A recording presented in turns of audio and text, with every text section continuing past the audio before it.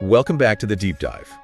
Usually when we crack open a new topic, we're looking at something like a white paper or a massive biography. Or some complex geopolitical report, yeah. Exactly. But today, I wanted to do something a little different. I want to look at the bedrock of how we actually talk about all those things. I've just got a stack of dictionary entries in front of me. It sounds a bit like we're back in grammar school, doesn't it? Please open your dictionaries to page 45. It does, but stick with me here. Because when you actually dig into these entries, specifically a batch starting with AC and AD from the Oxford Advanced Learners Dictionary, you realize this is not dry academic text. Oh, not at all. This is a collection of hidden histories. Yeah. I mean, in this stack alone, we have liquid filth, needles, invincible stones, and the legal concept of slavery hiding inside a word we use for bad habits. It is surprising how violent and physical language can be when you strip away the modern veneer. We tend to think of words as just labels we stick on things. But they usually start as metaphors. They have DNA. So our mission today is to unpack that DNA. We're going to look at the definition, sure, but I'm more interested in the origins, the etymology, and the collocations. Right. And for anyone who hasn't thought about grammar in a while, collocations are just the words that habitually hang out together, right? Precisely. It's the company a word keeps. Yeah. You can tell a lot about a person by who their friends are, and you can tell a lot about a word by which adjectives or verbs sit next to it. It reveals the personality of the word. So let's jump in. I want to start with a word that feels very precise. Acute. Now, looking at the usage notes here, this is a word with a serious personality disorder. On one hand, it's bad news. We have acute shortage of water or acute environmental problems. Right, and in medicine, which is where most people probably encounter it, if a doctor says you have an acute illness, that is not a casual diagnosis. It's the opposite of chronic, right? Chronic is the low hum, the thing that drags on. And acute is the spike. That's the perfect word for it, a spike. In medicine, acute means it has come on suddenly, and it has come on severely. It's dangerous because of its intensity and its speed. But then, and this is what caught my eye, we flick the script. We use the exact same word as a compliment. We talk about someone having acute hearing or an acute sense of smell. Or an acute mind. Exactly. Her judgment is acute. In that context, we aren't talking about a disaster at all. We're talking about high intelligence or high sensitivity. It seems like a contradiction. It does. I mean, how is a water shortage related to a dog's nose? They connect through the geometry. Think about the third definition. An acute angle. The pointy one, less than 90 degrees. The sharp one. And that is the key. If you look at the etymology, acute comes from the Latin acquere, which means to sharpen. You sharpen. And acus, which is the literal word for needle. A needle. Okay, now the medical definition makes way more sense. An acute pain isn't just bad pain. It's a stabbing pain. It's needle-like. And an acute mind isn't just smart. It's a mind that can cut through the noise. It's sharp. It can pierce the surface of a problem. In an acute shortage. It's a sharp drop. It's a situation that pokes you. It demands immediate attention, just like a pinprick would. I love that. It turns the abstract concept of intelligence or shortage into something tactile. You're basically saying, this situation has a point to it. Language is almost always physical at its root. We use these abstract terms now, but our ancestors were describing the physical world. Speaking of physical, let's move from the sharpness of a needle to something much harder. The next word in the stack is adamant. Ah, adamant. A wonderful word. The dictionary defines it as determined not to change your mind or to be persuaded about something. But, looking at the examples, it feels stronger than just determined. It is. Look at the collocations the dictionary highlights. You almost never see adamant paired with soft or hesitant words. It's an adamant refusal. Or an adamant denial. The example given is, Eva was adamant that she would not come. And you can just picture Eva, right? Arms crossed, chin up. It's not just that she doesn't want to come. No. It's that the possibility of her coming has ceased to exist. She has become a wall. Right. It's moved beyond preference into physics. Yeah. She's become an immovable object. And that connects perfectly to the history of the word. The etymology. The etymology. It comes from the Greek adamas. Adamas, which sounds like a superhero material. It basically was. It translates to untamable or invincible. Ancient writers used adamas to describe substances that literally could not be broken. So when I'm being adamant about where we go for dinner, I'm not just being stubborn. I'm channeling ancient invincibility. You are suggesting that your will is a substance that cannot be cut or broken. You are effectively telling the other person, stop trying because I am made of stone. And the notes here mention a connection to a specific stone, diamond. Yes. The word diamond and the word adamant are actually linguistic cousins. They both drift down from that concept of the hardest substance known to man. That is such a power move. I'm not stubborn, I'm diamond-like. It reframes the whole interaction. It certainly sounds more noble than pig-headed, doesn't it? Significantly. Okay, so we've gone from piercing sharpness to unshakable hardness. Now I want to look at the idea of connection. Stickiness, essentially. Adhere and adherent. Right. Adhere is interesting because it sits right on that border between the physical and the metaphorical. It does. The dictionary examples are oddly specific and a little gross. Bacteria adhering to the surface of red cells. Or, the paint will not adhere if the surface isn't clean. It's very mechanical. It is. It describes a bond. But then, almost immediately, we apply that same mechanic to our psychology. We adhere to a belief. We adhere to a plan. Which leads us to the noun, adherent. And this is where I pause. An adherent is a person, a supporter of an idea. But if you think about the root, you're basically calling that person a sticker. Literally, yes. It comes from the Latin "here," to stick. So an adherent is someone who has stuck themselves to a cause. It implies a different kind of loyalty than just supporter, doesn't it? A supporter feels like they're holding something up. An adherent feels like they are attached to it. Like a barnacle. Yeah, exactly. Or like the paint we just mentioned. It implies that if the movement goes somewhere, you go with it. You aren't separate anymore. You've bonded. That's a nice image for loyalty. But then Yeah. we get to the dark side of attachment. And I think this is the heaviest word in our stack today, addiction. Yes.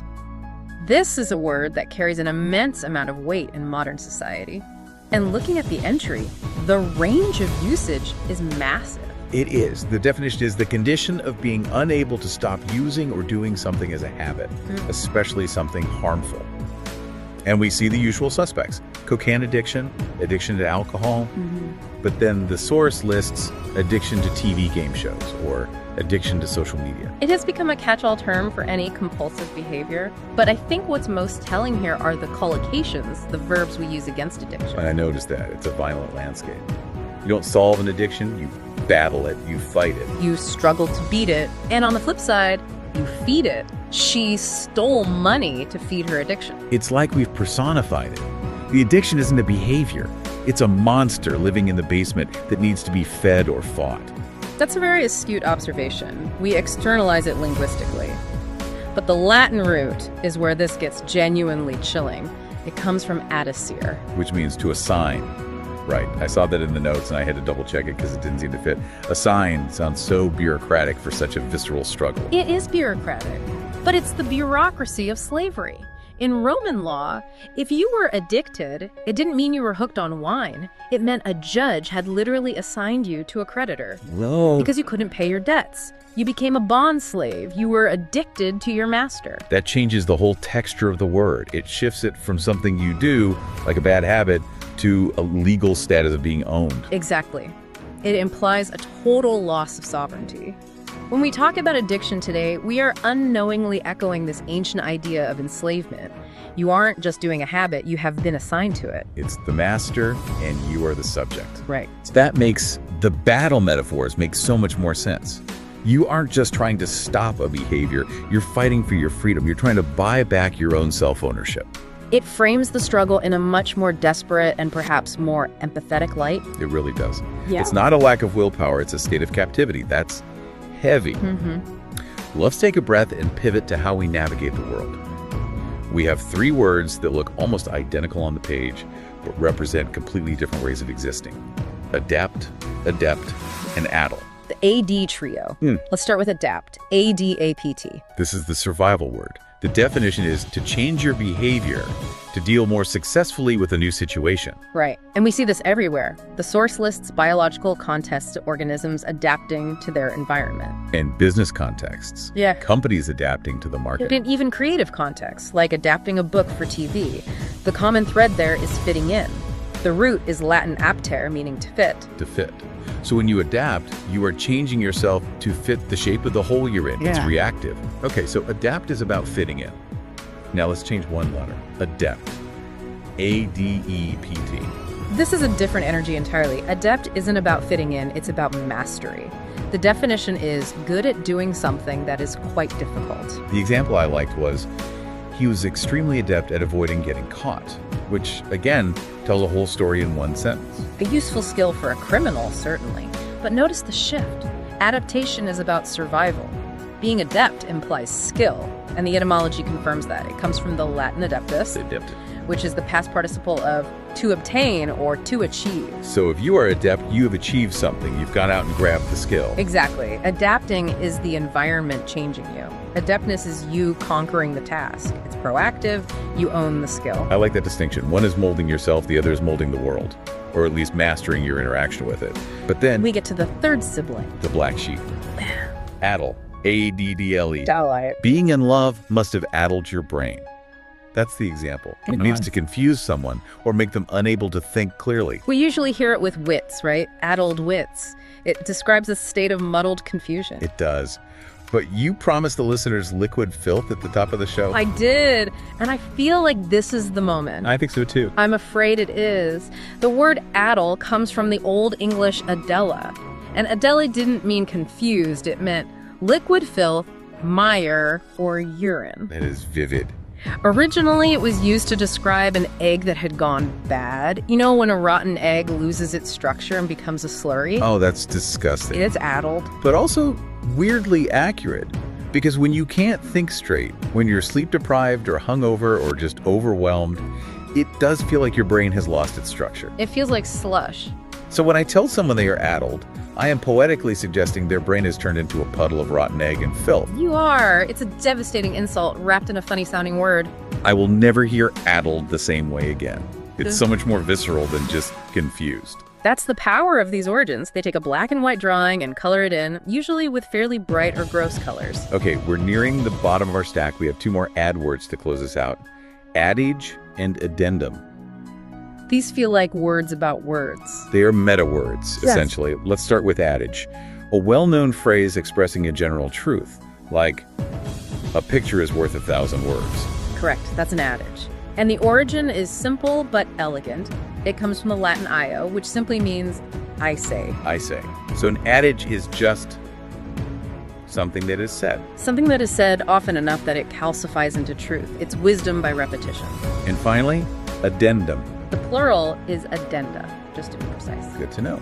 This is defined as a section of extra information added, especially to a book. And the Latin is incredibly literal here. Addendum is a gerundive, meaning that which is to be added. It's almost an instruction. It's the stuff you forgot to put in the main part. Or the stuff that came up later. Oh, and one more thing.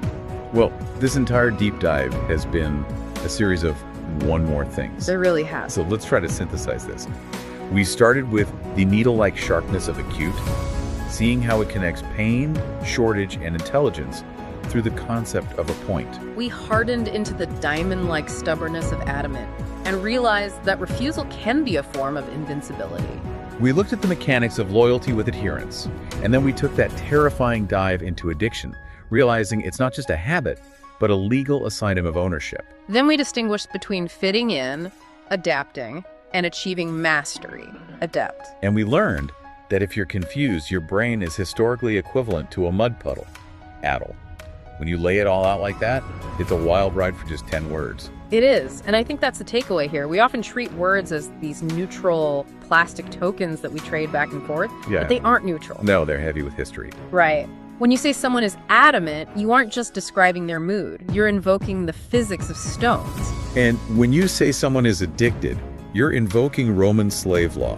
It adds a layer of depth to your own thinking. You realize that you are using tools that have been sharpened and shaped by millions of people before you. I want to leave the listener with one final thought that really stuck with me while we were prepping this.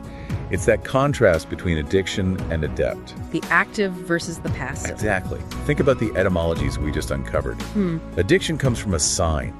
It's something done to you. You are given away. Whereas adept comes from achieved. It's something you go out and take. It suggests a philosophy of will, doesn't it?